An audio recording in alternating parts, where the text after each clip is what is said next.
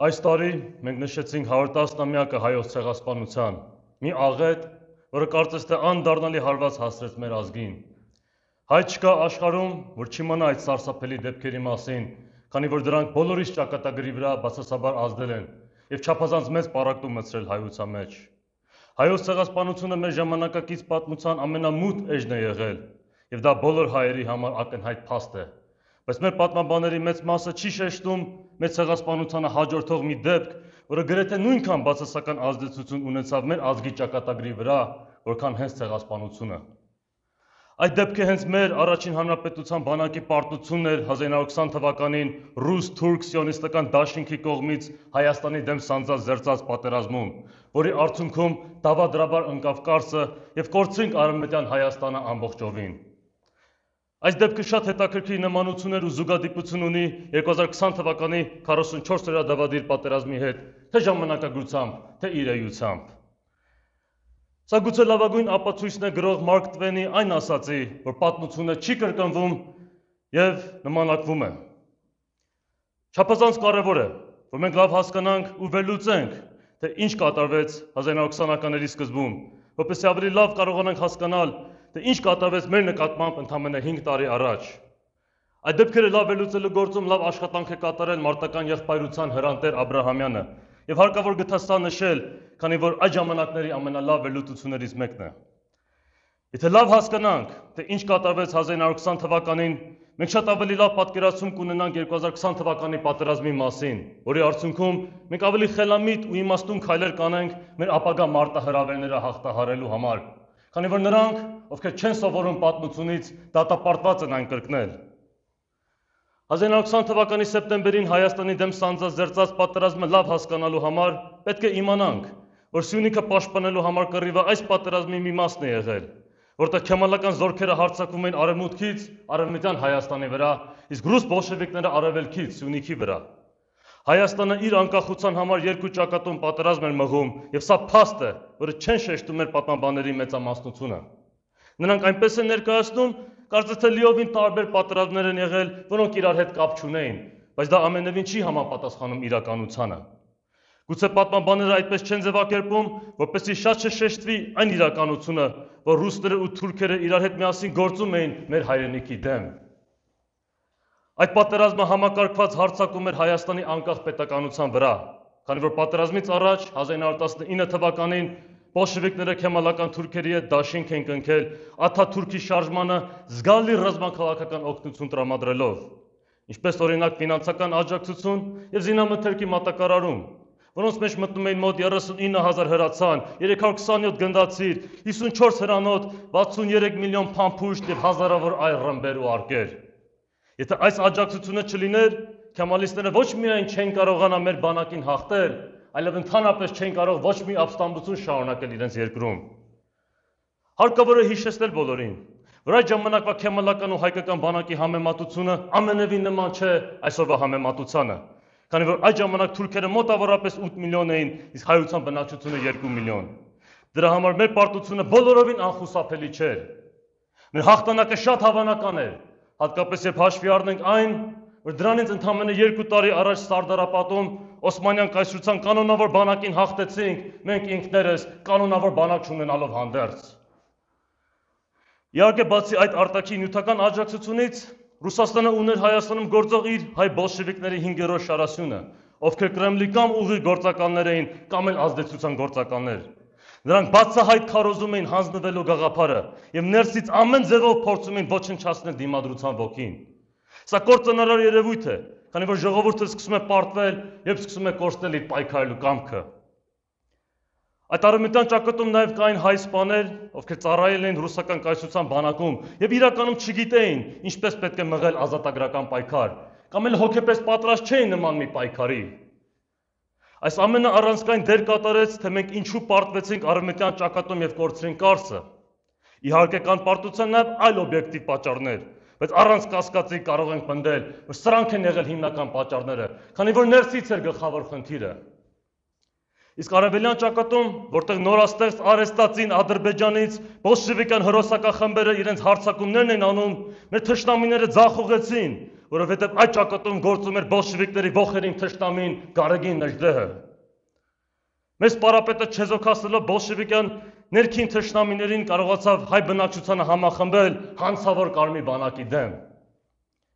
Կարճ ասած, արևելյան ճակատում մենք հաղթեցինք, որովհետև Նժդեի նման ազգային ու հակաբոլշևիկ սպարապետ ունեինք, ով ազատագրական ու պարտիզանական պատերազմ էր մղում, իսկ արևմտյան ճակատում, որտեղ միայն կանոնավոր բանակով սովորական պատերազմ ենք մղում, պարտվեցինք, որովհետև պակաս էր Նժդեի նման մի ուժեղ առաջնորդ։ Սյունիքում հաղթանակ կերտեցինք, որովհետև նման մի ուժեղ առաջնորդի շնորհիվ մենք ճիշտ քաղաքական դիրքորոշում ցուցաբերեցինք եւ կարողացանք ճիշտ ուղղությամբ վճռական պայքար մղել։ Այդ պատերազմում,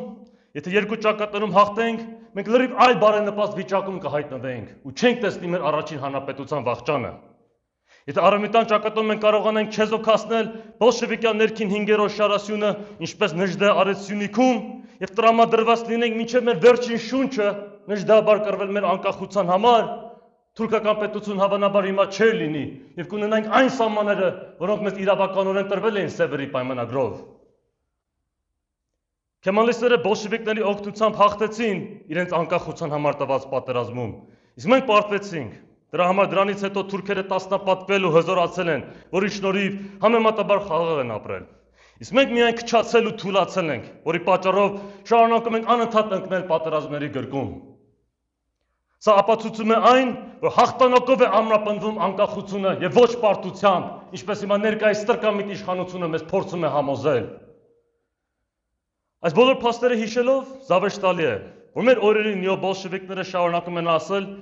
որ եթե ռուսները չլինեին, մենք նույնիսկ ներկայիս 29800 քառակուսի կիլոմետր սահմանը չենք ունենա։ Սա ասում են, որովհետև Կարսի դավադրական անկումի արդյունքից հետո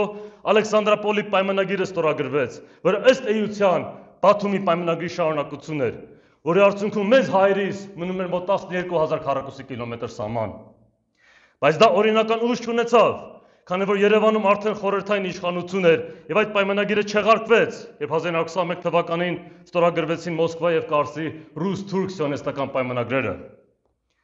Սակայն ամբողջ խնդիրը նրանում է, որ մենք Կարսը երբեք չենք կորցնի եւ առհասարակ քեմալիստներին չենք պարտվի 1920 թվականին, եթե ինչպես արդեն նշեցի, բոլշևիկյան Ռուսաստանը դաշինք չկազմեր քեմալական զորքերի հետ ընդդեմ Հայաստանի։